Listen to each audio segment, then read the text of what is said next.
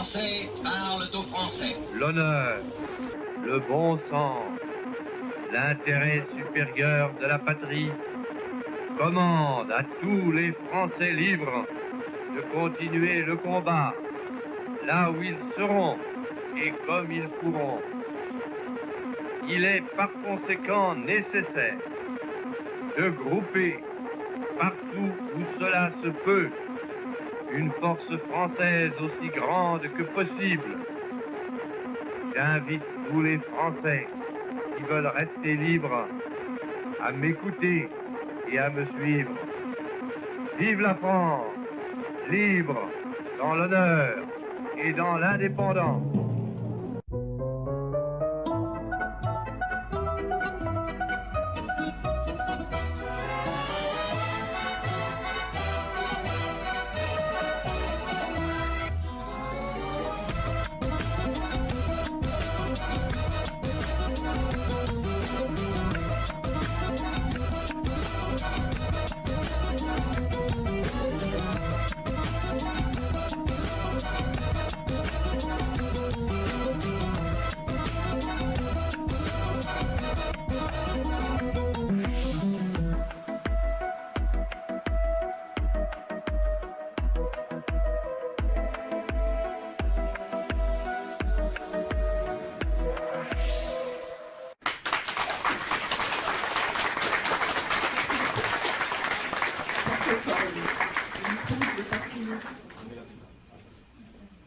Donc, bonjour à tous, merci d'être là, je suis très contente, c'est mon premier grand rassemblement, on va dire, ou règles politiques, ou une réunion entre nous, en tous les cas, enfin pas qu'entre nous.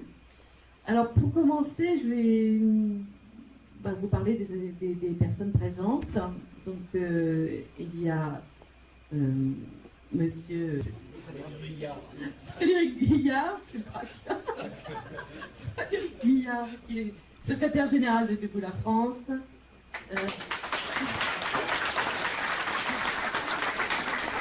Stéphane Mafiodo, qui est Steven Mafiodo, restaurant de Debout la France. Et toute l'équipe aussi, donc une partie des patriotes, donc Dominique Bourse-Provence, référente du 75.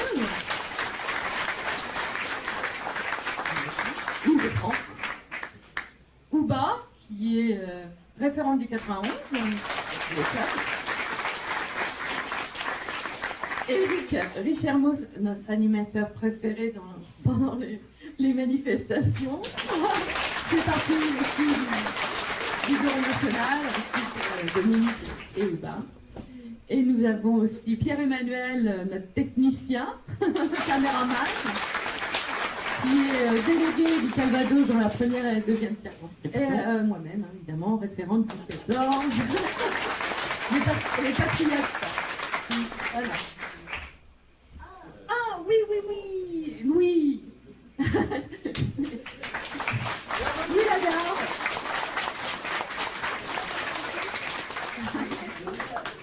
Ah oui, Guillaume. Double. Il est double. Je sais pas ce que ça veut dire, mais il est double. Patriote et UPR. Ah, mais attendez, je gardais aussi pour la fin. Je me suis permise d'inviter notre cher... Oh, je perds mes moyens. Stéphane Chevalier. Il me trouble.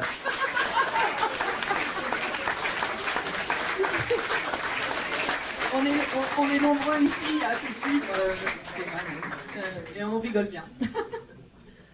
Donc voilà, et je vous remercie d'être là, tous, réunis pour ce rassemblement. On est entre souverainistes, avec Debout la France, et forcément les patriotes qui appellent à chaque fois au rassemblement, à l'union sacrée.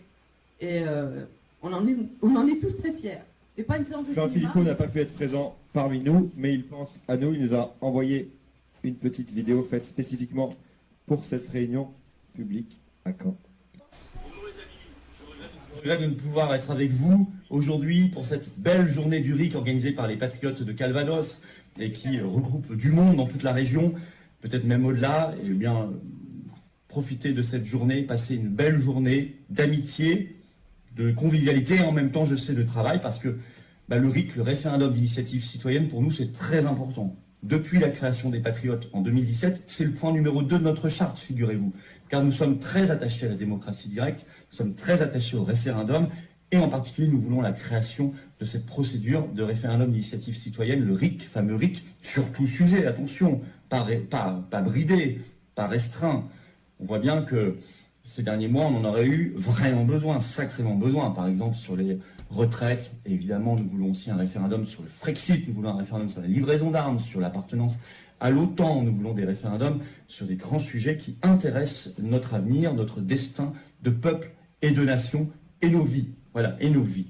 Alors, travaillez bien, faites progresser cette idée dans l'opinion. Je sais que vous y contribuez chacun. Bravo aux organisateurs, à Christine Renouf, référente des Patriotes du Calvados, avec son équipe, à toutes les équipes de Normandie et d'ailleurs, à tous les intervenants que je salue. Vous avez des intervenants de haute qualité et c'est très bien ainsi. J'espère que cette journée organisée par les Patriotes pourra vous combler, pourra nous permettre de diffuser le bon message, la bonne parole et surtout qu'on l'aura, ce RIC. On doit se battre pour l'avoir, ce RIC. On ne veut pas la fausse arnaque là, du RIP, référendum d'initiative partagée, impossible à mettre en œuvre. Évidemment, ce sont nos adversaires qui nous ont donné ce nonos. On ne fait pas de ça. Nous, on veut le vrai RIC. Voilà. On veut que le peuple français soit respecté dans sa souveraineté, dans sa dignité. Excellent dimanche à tous. Vive les Patriotes, vive la France. Puis, je ne vous laisse pas de l'écouter, de pouvoir le réécouter pour un endroit tout particulier où il s'adresse à M. Macron. Et c'est toujours un plaisir de le regarder, d'écouter. À ce moment-là, il n'y a pas, ça n'a pas pris une ride. Ça n'a pas pris une ride. C'est toujours d'actualité et je pense que vous allez être d'accord avec moi. Monsieur le Président de la République, j'ai beaucoup trop de respect pour votre fonction pour me réjouir de l'exercice auquel vous êtes en train de vous prêter. Devant cette Assemblée qui joue au Parlement parce qu'elle n'est pas un Parlement, il n'y a pas de peuple européen unique à représenter. Devant cette Assemblée largement acquise à Bruxelles, où l'on déplaît quand on évoque les peuples, où l'on plaît quand on communie dans la religion européenne, vous êtes venus pour plaire. Plaire aux puissants, comme vous avez toujours su le faire. Plaire aux plus riches, qui peuvent désormais, selon vos propres mots, se débrouiller tout seuls, s'exonérant de leur devoir de solidarité envers la nation. Plaire aux donneurs de leçons professionnels, à ceux qui, depuis longtemps, ont confisqué le pouvoir et qui ont tourné le dos au peuple. Votre jury est là, dans les rangs de la Commission européenne, et c'est lui qui, chaque jour, vous évalue, et c'est lui qui, aujourd'hui, va vous mettre une note. Rassurez-vous, votre note sera excellente, parce que votre discours a repris, sans surprise, tous les canons du catéchisme européen. Votre jury vous accorde un bon point quand vous parlez de souveraineté européenne, manière on ne peut plus fallacieuse de saper la souveraineté nationale, la seule qui vaille en démocratie. C'est vrai, aujourd'hui vous avez manqué de peu les félicitations du jury parce que vous vous êtes exprimé pour une fois en français, alors que de plus en plus souvent dans votre expression publique, vous abandonnez la langue de Molière et la francophonie au profit de l'anglo-américain. Mais rassurez-vous, vous restez le chouchou de la Commission. Vous êtes tellement bon élève, tellement bien appliqué à suivre la politique de la Commission et des lobbies, que vous avez déjà rejoint Tony Blair et Matteo Renzi au rang des coqueluches de Bruxelles. Et comme eux, vous êtes condamnés à promettre de réformer l'Union européenne et vous échouez déjà, vous décevez déjà parce qu'elle est irréformable par construction. Vous avez déjà échoué, Monsieur le Président de la République, sur le travail détaché et sur le glyphosate. Alors voilà pourquoi je suis triste. Diriger une vieille nation comme la France est une fonction trop noble pour qu'elle s'abîme dans cette star académie des étoiles pâlissantes du drapeau européen où chacun défile comme un vulgaire élève. Monsieur le Président de la République, ne pataugez pas dans les eaux croupies des technocrates et des lobbies. Le monde ici est déjà le vieux monde. Le monde de demain est celui des peuples qui relèvent la tête. Soyez connectés à cette dynamique de l'histoire. Sous l'impulsion de Nigel Farage, suivi par tant d'autres, le peuple britannique a déjà brisé ses chaînes. Oui, le peuple britannique, que ça vous plaise ou pas, a voté souverainement pour sa liberté et pour son indépendance. La liberté et l'avenir, l'Union européenne est déjà le passé. Parlez donc de la France, Monsieur le Président de la République, et donc parlez au monde comme la France sait le faire quand elle est libre, comme savait le faire le président Chirac en 2003, quand lui savait refuser les guerres américaines. Vous l'avez dit vous-même dans une récente interview à la BBC, si un référendum était organisé en France sur le Frexit l'emporterait. Alors soyez démocrates, faites donc ce référendum en France. Offrez aux jeunes la fierté, aux anciens la dignité, à tous la liberté. La France vaut bien mieux qu'un long tête-à-tête épuisant avec Bruxelles et Berlin. La France est un pays sur tous les continents, tous les océans. Nos nations sont des civilisations bien plus brillantes que ne le seront jamais n'importe quel traité européen. Oui, sortons de l'Union européenne pour rentrer dans le monde. Et si d'aventure, Monsieur le Président de la République, cette perspective ne vous séduisait pas, alors vous pouvez vous reconvertir au sein de la Commission européenne ou directement vous faire recruter chez Goldman Sachs. Vous n'aurez fait que griller une étape. Vive le Frexit, vive la liberté de nos nations, vive la France libre. Merci.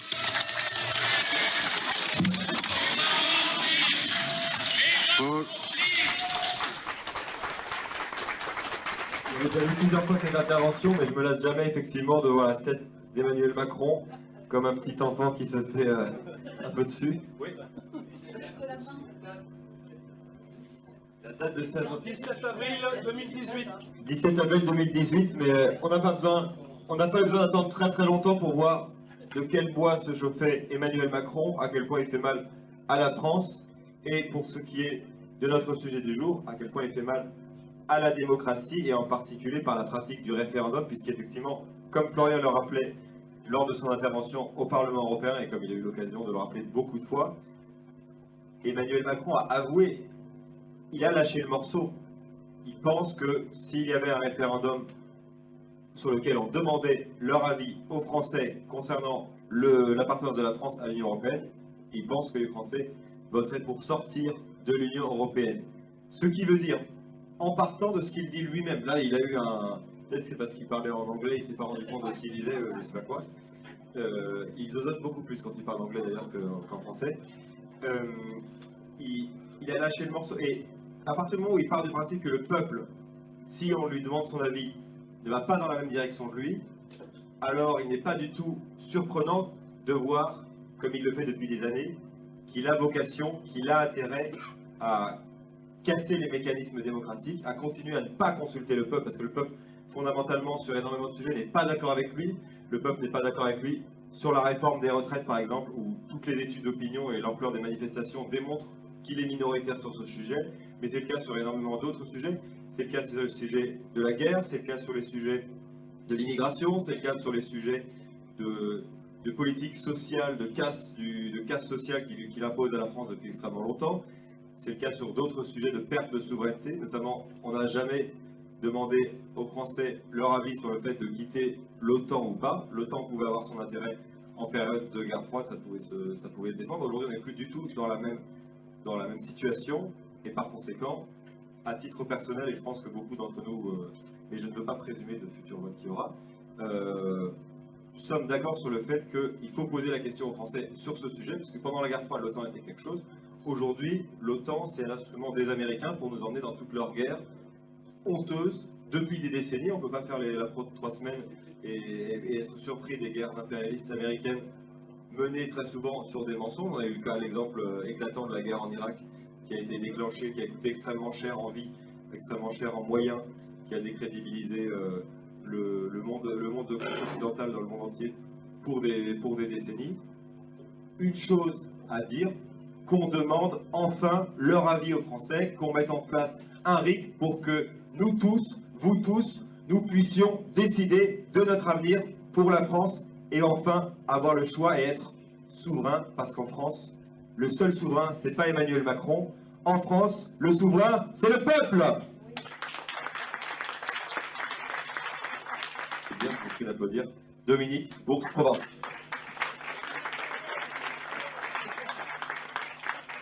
Merci à vous, bonjour à tous, bravo d'être présents. Alors 2 mots simplement parce que je voulais vous parler des tissus qui forment les drapeaux de la France et du chiffon de l'Union européenne. Alors derrière le tissu, derrière l'étoffe se cache se cache le rituel et puis se cache surtout le symbole. Et le symbole, quand il est fort, il imprègne complètement le tissu et donc le tissu et le symbole ne font plus qu'un.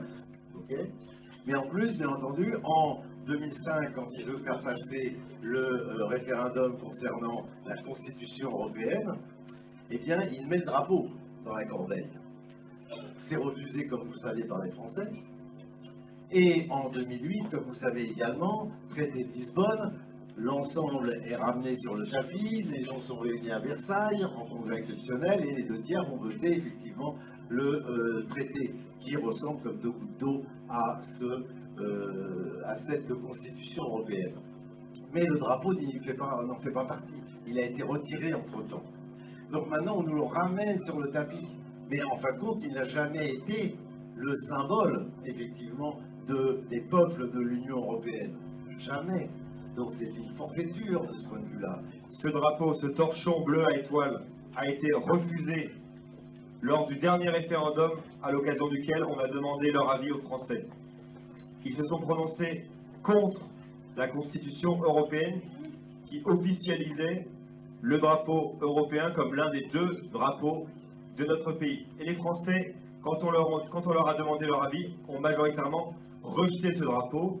Vous avez vu ces derniers jours que les macronistes, notamment à l'occasion de la Journée de l'Europe, se sont mis en tête de vouloir l'imposer sur toutes nos mairies, mairie qui est le symbole de la France présente dans chacune de nos villes et dans chacun de nos villages.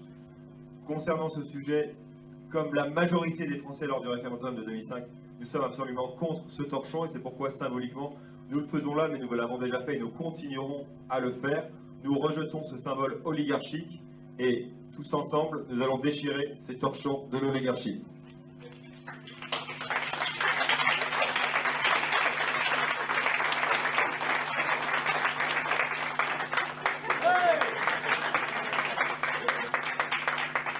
Allons enfants De la patrie, le jour de gloire est arrivé.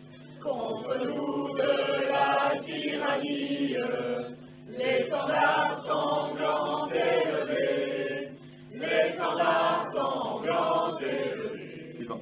Entendez-vous dans nos campagnes mugir ces féroces soldats qui viennent jusque dans nos bras, égorger nos fils et nos compagnes.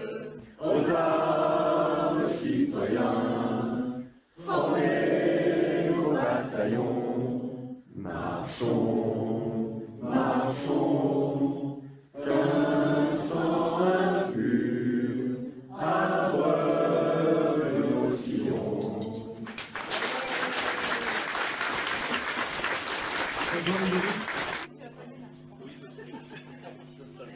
Cette journée du RIC est l'occasion, concrètement, à notre échelle ici à Caen, de faire une simulation de ce que pourrait être le RIC, puisque ma génération, par exemple, n'a jamais eu l'occasion de se prononcer sur un référendum. On sait que ça existe théoriquement, constitutionnellement, mais de facto, ce n'est pas le cas. Un RIC, c'est pas juste le fait de pouvoir aller voter, c'est le fait de pouvoir se saisir des questions, comme ça peut être le cas en Suisse où ça se passe très très bien. Certains essayent de dire que ce n'est pas possible parce qu'on voterait tous les 4 matins et ça serait l'anarchie, le chaos, ceci, cela.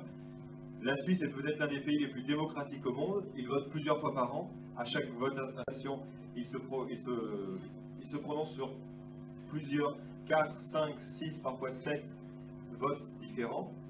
Et il n'y a absolument aucun problème. C'est un pays qui est bien gouverné. Tout n'est pas parfait, mais il y a plein de choses qui sont bien. Quand des propositions fantaisistes se sont proposées, elles sont rejetées, donc pas de crainte à avoir, il n'y a pas à avoir peur du peuple. Quand les choses sont mauvaises, elles sont rejetées, quand les choses sont bonnes, elles sont acceptées. Et quand les choses ne sont pas extrêmement claires, il y a des débats. Des débats, c'est la chose qui est la base de la démocratie, puisque ça permet à chacun de se faire une opinion, ça permet à chacun d'échanger, que ce soit à l'échelle nationale, mais aussi en famille, entre amis, avec les collègues, et ainsi de suite. Dans la première thématique pour cette journée du RIC sera la question de la sortie de l'Union européenne et plus généralement des structures supranationales comme l'OTAN, la CEDH, Schengen et l'euro. Pour cette première thématique, nous allons écouter deux intervenants, tout un symbole, un intervenant de nos amis de Debout la France et un intervenant des Patriotes. Nous allons donc écouter Pierre-Emmanuel Brun, délégué du Calvados, et Steven Mafiodo, référent DLF pour le Calvados. Bon. Bonjour à tous, merci. C'est un vrai bonheur de voir qu'on est tous rassemblés là et plusieurs mouvements politiques, plusieurs idées politiques en même temps. C'est assez formidable de savoir qu'on peut encore échanger, débattre autour de la question du RIC, mais aussi de beaucoup d'autres sujets qui font notre quotidien et la difficulté de nos quotidiens. La censure, vous le savez, fait rage de partout, aussi bien sur Internet que dans les médias, mais aussi pour nous empêcher de nous exprimer et nous rencontrer physiquement. Et c'est pour ça que c'est une très bonne initiative que d'avoir pu tous se rassembler ici. C'est vraiment génial de voir autant de monde. Je voulais vous parler aussi de 3 personnes que j'ai invitées, 3 écrivains. Claude Janvier,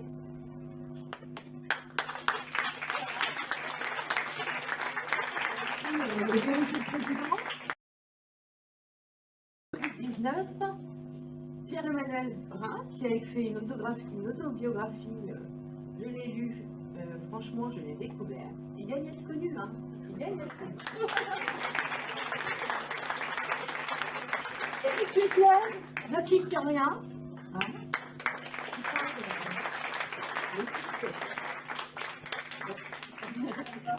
toujours en couleur, on l'aime beaucoup. Donc vous pouvez aller les voir tout à l'heure pendant la pause aussi, aller voir leurs livres, aller discuter avec eux, etc. Ça a déjà commencé tout à l'heure d'ailleurs. Et voilà, donc là on continue et puis bon vote pour tout à l'heure. Qu'est-ce que c'est que l'Union européenne? Donc il faut qu'on se renseigne sur la manière dont elle s'est constituée. Se rappeler que l'Union européenne, avant de s'appeler Union européenne ou CEE, s'appelait Communauté européenne du charbon et de l'acier. Que cette Union européenne a été constituée par des financiers. Que donc, dès le départ, le verre était dans le fruit. Non mais... Parce que mettre en place un RIC, c'est très bien, mais il faut qu'on sache de quoi on parle. Qu'est-ce que c'est que l'Union européenne? Vous êtes d'accord ou pas? Bon. Si on pose la question telle qu'elle, il y a des gens à qui ça va foutre la trouille, on est bien d'accord, parce qu'on est mieux à être plusieurs, à être ensemble, pour se battre contre les Américains, par exemple. Sauf que, en l'occurrence, l'Union européenne, c'est quoi? C'est une fabrication des États-Unis. Donc, avant de faire un RIC, il y a un travail d'information à faire, d'histoire. Mais les gens ne savent pas, donc c'est sûr que vous leur dites on sort de l'Union européenne, ça va leur foutre la trouille. Alors oui, je voulais intervenir à 2 titres. D'abord pour vous remercier de votre invitation. De Christine, je n'avance pas dans les noms. Hein. Donc Christine et Steven, merci de nous avoir invités aujourd'hui et de votre très belle organisation à toutes et à tous. C'est très important. Donc effectivement, en tant que représentant de Debout la France, moi je voulais vraiment vous remercier, je le redis à nouveau. Concernant effectivement le RIC, écoutez, la position est très simple. Bon, c'est vrai que nous en parlons régulièrement. Vous savez que Nicolas Dupont-Aignan, comme Florian Philippot, nous sommes des ardents défenseurs de la liberté absolue de tous nos concitoyens. Merci à Frédéric Guyard, secrétaire général de Debout la France, pour cette intervention. Vincent, on peut applaudir également.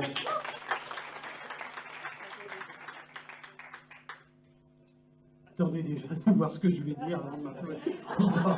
Alors, moi, c'est juste quelques précisions. Tout à l'heure, mon ami Dominique, mon cher ami Dominique, a parlé de la France qui doit résister, quand il a parlé de l'OTAN, etc., résister aux Américains.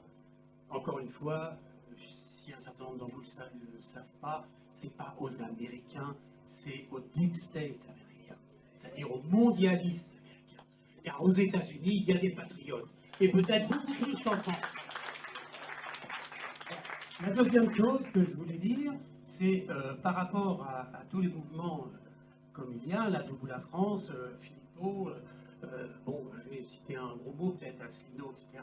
Bon, enfin bref, des gens qui ont, dans le covidisme, le coco-circus, qui ont pris des positions courageuses et qui s'y sont tenus. Ces gens-là parlent de souverainisme, et c'est très bien. Et en fait, le cirque du Coco Circus nous a fait peut-être prendre conscience à beaucoup de gens de l'importance du souverainisme. Et plus loin, de la liberté individuelle, essentielle à l'humanité. Donc la liberté individuelle passe pour moi déjà par le souverainisme des nations, qui aurait évité cette politique mondialiste effroyable. Bon. Alors pour cela, je pense qu'il faut que les patriotes, pas simplement les patriotes, mais ceux qui défendent le souverainisme, montrent davantage, à mon sens, que ce soit plus visible, qu'ils ne sont pas simplement là pour défendre leur pays, mais pour que les pays se défendent. Car le problème que nous vivons n'est pas un problème français, c'est un problème mondial. Et quand on dit mondial, ce n'est pas un problème mondialiste. C'est le problème des Allemands, des Anglais, des Italiens, des Espagnols. On est tous les victimes du mondialisme. Voilà. Alors je pense qu'il faudrait davantage mettre l'accent sur le fait que quand nous défendons la France, nous défendons le monde. Voilà. Et je terminerai simplement en disant que le souverainisme, si quelqu'un vous dit « Ah, t'es souverainiste, donc t'es nationaliste. Ah, bah alors t'es xénophobe. Ah, bah alors t'aimes pas les étrangers. Ah, bah t'es raciste. » ça. Non, si je suis souverainiste, c'est parce que je pense que mon pays doit être souverain, comme moi, je dois être au maximum souverain dans ma vie. Et si mon pays, j'aime mon pays parce que je suis patriote, pour qu'on puisse aimer un pays ou quelqu'un, il faut que cette personne en soit digne. Donc ça veut dire qu'un souverain, un souverainiste, est exigeant à l'égard de son pays. Voilà. Bravo Vincent.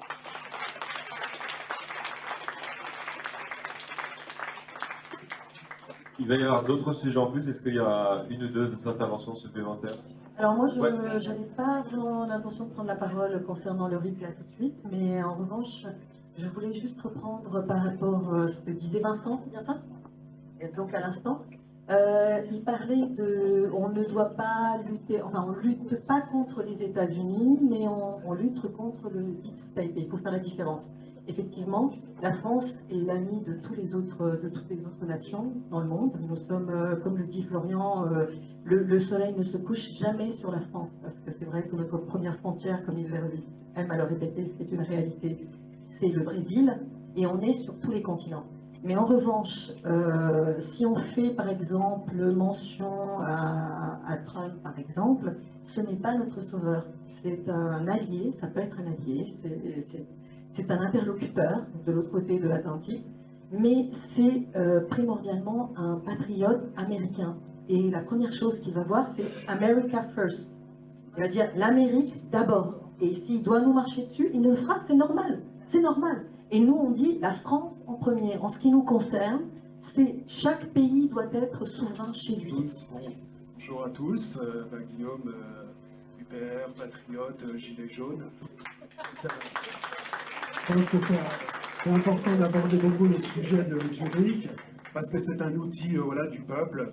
Et donc, bon, c'est surtout voilà, en premier lieu les Gilets jaunes qui auraient demandé le référendum d'initiative citoyenne du temps d'Étienne Chouard, parce qu'il est quand même très important que le peuple s'exprime voilà, et décide de ses propres lois.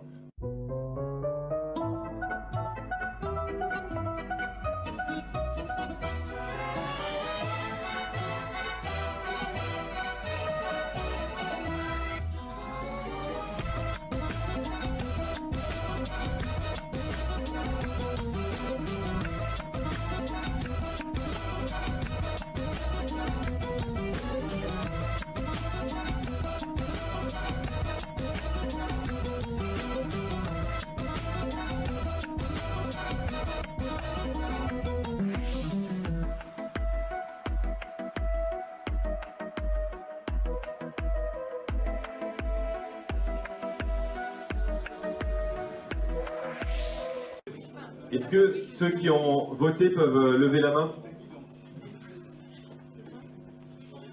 Est-ce que ceux qui ont voté 2 fois peuvent lever la main? Nous pouvons applaudir et applaudir très fort Claude Janvier, écrivain qui a déjà eu l'occasion, pour ceux qui sont venus en manifestation, dans les manifestations nationales, notamment à Paris, il a déjà eu l'occasion de prendre courageusement la parole. Il prend également son courage à deux mains pour écrire des ouvrages qui dérangent la Macronie et tous ceux qui veulent nous enfumer avec leur oligarchie. Son dernier ouvrage est Covid-19, retour sur 2 ans d'infos et d'intox. Ouvrage ô combien utile tant la propagande médiatique est omniprésente sur ces sujets. Je vous prie d'applaudir Claude Jambier.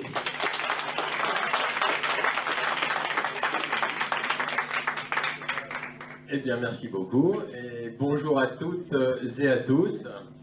Alors, je vais revenir un peu sur ces 3 ans donc d'infos et d'intox, mais en fait, finalement, il n'y a pas beaucoup d'infos, il y a beaucoup d'intox. Donc, on en arrive toujours à la même affaire.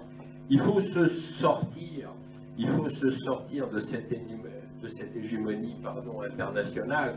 Il faut donc, et la seule façon de se sortir de cette hégémonie américaine, oligarchique américaine, etc., et je rejoins tout à fait ce qui a été dit, bien entendu, c'est de sortir de l'Europe, parce que tant qu'on ne sortira pas de Bruxelles, on restera sous le joug américain et on ne s'en sortira pas. Alors pour conclure tout cela, c'est vrai qu'aujourd'hui nous sommes à un tournant de l'histoire. Aujourd'hui nous avons une lutte vraiment entre le monde oligarchique unipolaire voulu par les Américains et l'Europe, contre le monde multipolaire voulu par la Russie, la Chine et des pays qui ont résisté comme la Syrie, qui résistent toujours envers et contre tout, et contre l'Iran, etc., etc.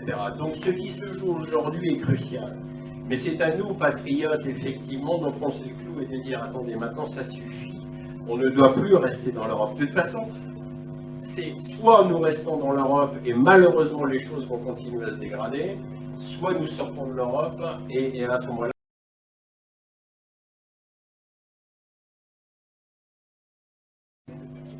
Est-ce que vous pouvez reformuler la proposition concernant le drapeau français?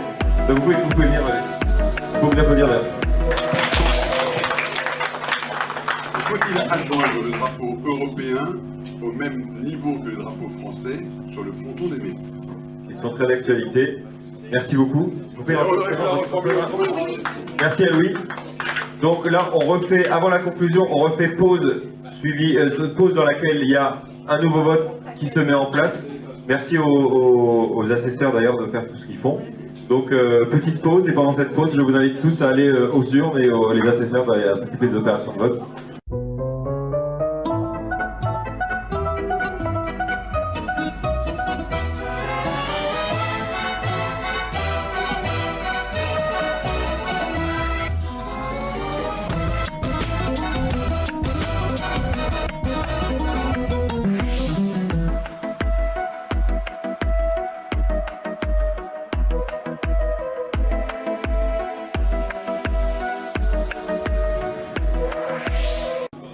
Ok, là c'est bon, on va pouvoir reprendre, tout le monde est de retour.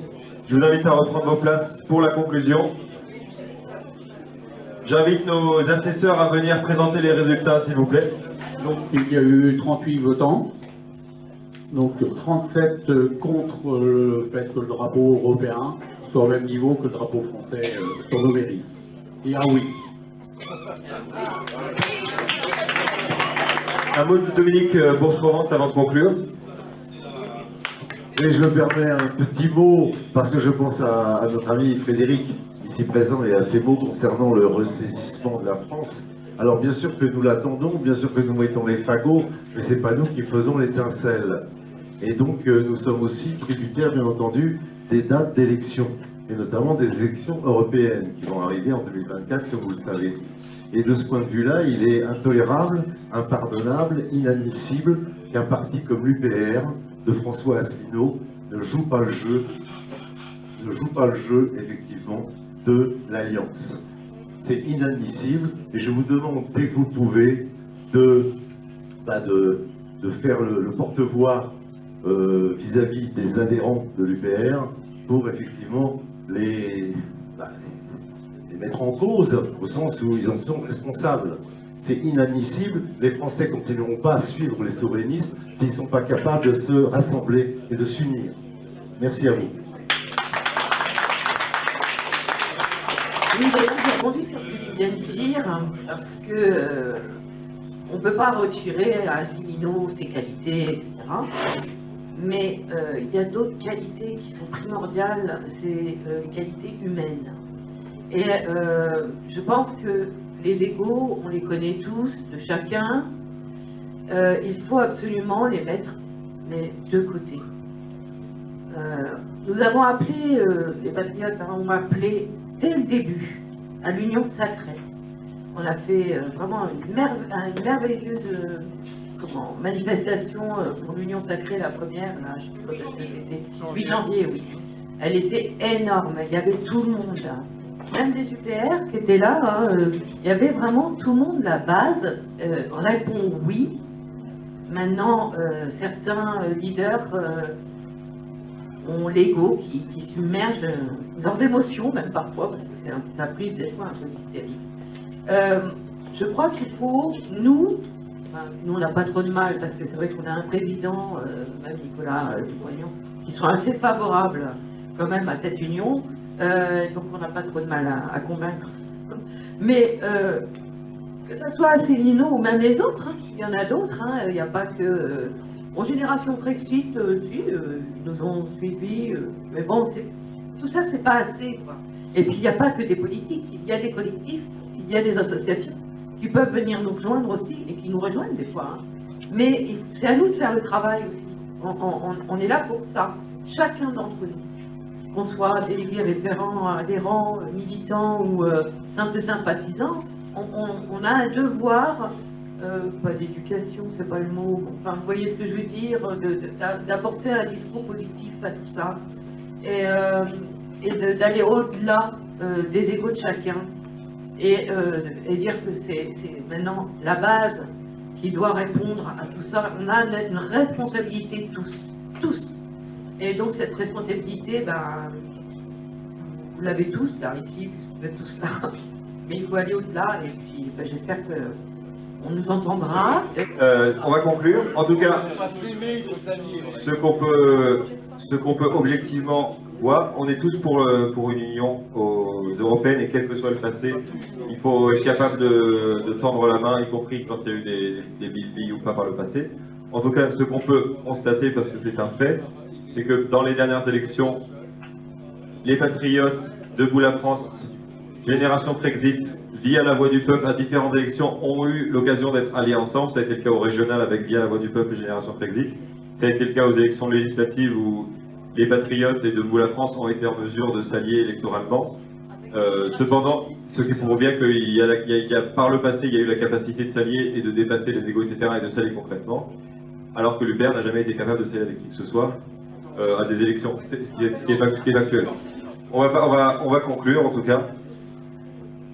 C'est bien aussi que chacun ait pu dire un petit peu ce qu'il avait sur la patate, et c'est bien. En tout cas, on a quand même, je pense qu'on est d'accord pour dire qu'on a beaucoup de choses en commun. Sur les principes généraux, on a énormément de choses en commun.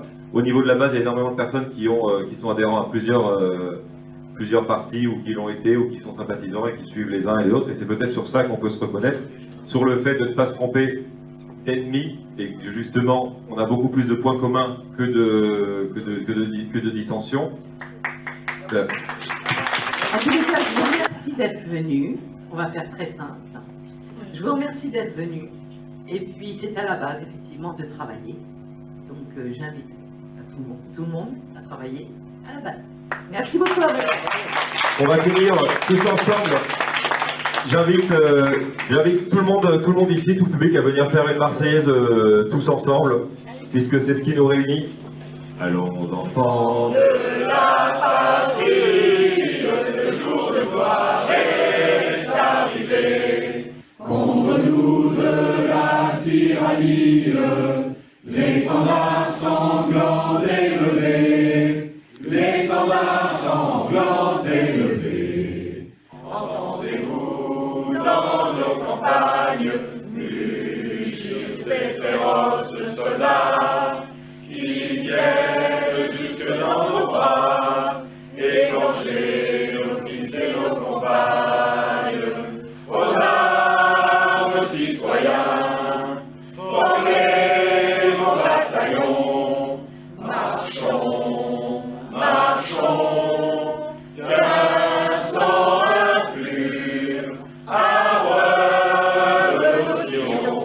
Merci à tous, vive la France.